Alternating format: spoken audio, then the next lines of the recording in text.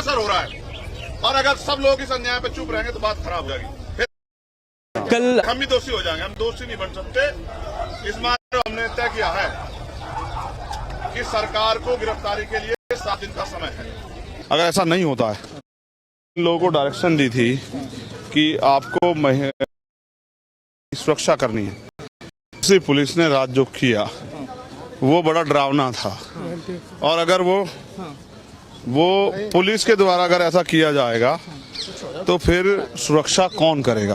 तो फिर हम 7 दिन के बाद यही उनके साथ धरने में बैठ जाएंगे आगे। आप 2 दिन पहले भी यहाँ पर आए थे कि बच्चों ने भी कहा, जो महिला रजिस्ट्रेशन बहनों ने, कि पुलिस नहीं लिख रही एफआईआर, तभी तो सुप्रीम कोर्ट के डायरेक्शन पे एफआईआर लिखी गई।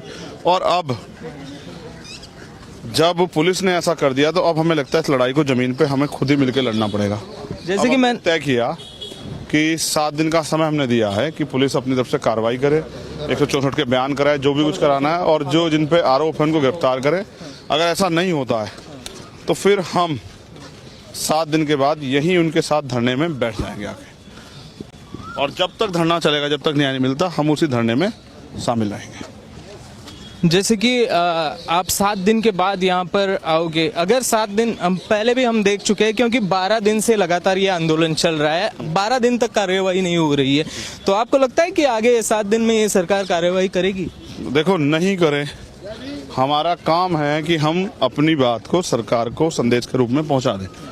अगर नहीं करेंगे तो फिर हमारी जिम्मेदारी क्या है कि फिर हम जो हमारे पास समर्थन है उस पूरे समर्थन तक ये बात पहुंचाएं और इसका विरोध जो है पूरे प्रदेश और देश में कराएं कि सरकार को समझ आए कि जनता को कुचल के राज नहीं हो सकता है। जिस तरह से वो जन भावनाओं के साथ खिलवाड़ कर रही हैं, जिस तरह से वो इन बेटियों को न्याय देने के बजाय न्याय को बाधित करने का काम कर रही है, ये इससे जो विरोध, इससे जो रोष पैदा हो रहा है एक बड़े तबके में, उसका सामना सा सरकार नहीं कर पाएगी। जो लाठियों से रात पीटा गया है, जो गलत तरह से उनको छुआ गया, अपमानित किया, गाली दी गई है, वो ये बीजेपी की तमाम नेताओं को बताना चाहिए कि क्या यही बेटी बचाओ बेटी पढ़ाओ नारे का सच है? क्या यही उनका जो है बेटियों का सम्मान करने का तरीका है? अगर इन बेटियों के साथ ये हाल है तो आम बेटियों का क्या होता होगा इनकी सरकारों में? ये एक बहुत बड़ा प्रश्न चिन्ह जो है सरकार की कार्यशैली पे लगता है। हमने देखा जब जब भी बीजेपी की तरफ से कोई ताकतवर आदमी हुआ आरोपी, तब तब बीजेपी के सब लोगों ने मिलके उसको प्रोटेक्ट करने का काम किया। हमने अजय कुमार टैनी के मामले में भी देखा कि सुप्रीम कोर्ट को, हाई कोर्ट को संज्ञान। वही मेरा पूछना है कि ये दोहरा मापदंड बीजेपी की तरफ से क्यों है? एक तरफ हम उत्तर प्रदेश का देखें तो वहां पर माफिया राज नहीं चलेगा ऐसे बोला जाता है, और दूसरी तरफ ये बीजेपी के ही सांसद है बृजभूषण सिंह, उनको बीजेपी क्यों बचा रही है? ये तो देश के बेटियों का सवाल है। बीजेपी की कथनी और करनी में फर्क है, ये हम लोग जानते हैं। और उसका अगर उदाहरण देखना हो तो ये देख लो, जो बार बार ये कहते हैं बेटी बचाओ बेटी पढ़ाओ, उन्हीं के सांसद जो हैं बेटियों का शोषण करते हैं। और अगर न्याय के लिए वो बेटी आवाज उठाती तो वही पुलिस जिनके बेटी की सुरक्षा करनी है वही उनको पीटने का काम करती है। तो ये दोनों चीजें स्पष्ट होती हैं कि इनका जो बेटी बचाओ बेटी पढ़ाओ का जो नारा है वो खोखला नारा है, और उसकी सार्थकता ये है कि इनकी सरकार में बेटियों को जितना सताया जा सकता है, हमने हाथरस का मामला देखा, ये उससे भी ज्यादा सताने काम करते। ऐसे समय पे ना इनकी पार्टी, ना इनके संगठन, ना इनके नेताओं में जमीर रहता, ना कुछ, और वो ऐसे हो जाते हैं ना उन्हें कुछ सुनाई दे, ना दिखाई दे, ना कुछ वो बोल पाए। ये तीनों चीजें इनके नेताओं के साथ हो जाती है। तो कल जो अपमान हुआ है वो अपमान असहनीय है। भाई, हम भारत में महिलाओं की पूजा करते हैं, बहन बेटियों की पूजा करते हैं, उन्हीं बहन बेटियों के साथ वो तो बेटियां भी आप समझिए, वो बेटियां जिनकी वजह से हमने गौरव फील किया, जिनकी वजह से हमारे दिल में जो ना उत्साह भरा हो कि हमारी बेटी ने हमारा मान बढ़ा दिया, हमारी बहन ने हमारा मान बढ़ा दिया, उन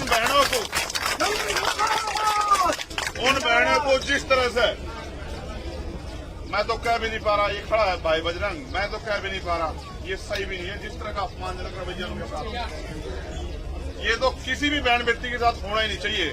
और फिर खूब रुला रहे और खुश हो यार आपके भी बच्चे हैं, पुलिस प्रशासन के जो लोग हैं, पुलिस के प्रशासन के, भाई आपके भी तो बच्चे हैं। क्या माहौल बनाया रात आपने यहाँ? कोई आ नहीं पा रहा है, मीडिया भी नहीं आ पा रहा है, जो भी आ रहा है उसे ठा के ले जा रहे हो, ऐसा कौन सा वो हो गया भैया? तो ये इतना डरावना था कि सब लोगों में रोष है।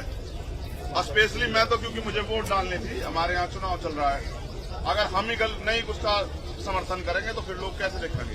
तो हमें वोट डालने से आने में लेट हुई, लेकिन सच ये है अब लड़ाई अंजाम की तरफ चली गई, निर्णायक होगी। अब हमें समझ आ गया है कि अब मांगने से न्याय मिलने का नहीं।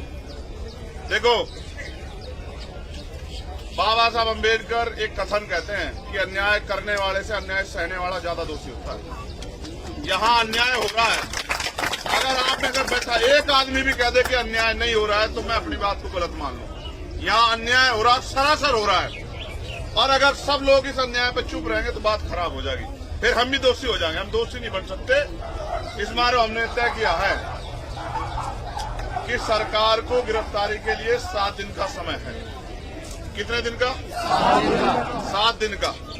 इसमें वो अपने 164 के बयान करा लो पुलिस के लोग, और जो फॉर्मेलिटी करनी है सब करा लो, क्योंकि हमने देखा है यहाँ 3 दिन में कानून बढ़ जाता है। यहाँ सुप्रीम उसमें लोकसभा में, राज्यसभा में, और फिर राष्ट्रपति जी भी उसको वो कर देते हैं। 3 दिन में कानून बढ़ जाते हैं देश के अंदर। अगर सरकार की न्याय देने की नीयत हो तो सारे काम हो सकते हैं। देखो, अगर लड़ाई होती सामान्य आदमी के साथ, आप इस बात को भी समझो, तो फिर इन्हें यहाँ बैठने की जरूरत नहीं। लड़ाई इतने ताकतवर लोग होते हैं जिन पर मुकदमा भी सुप्रीम कोर्ट के आदेश से लग रहा है, और फिर आगे गिरफ्तारी, और वो तो बहुत अलग की बात है।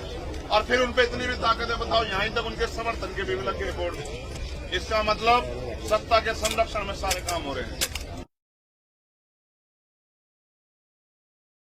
द वायर के और वीडियोस देखने के लिए सब्सक्राइब करें और बेल आइकन पर क्लिक करें।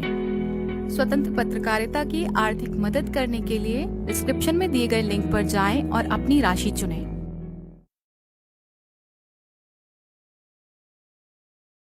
ये बीजेपी की तमाम नेताओं को बताना चाहिए कि क्या यही बेटी बचाओ बेटी पढ़ाओ नारे का सच है।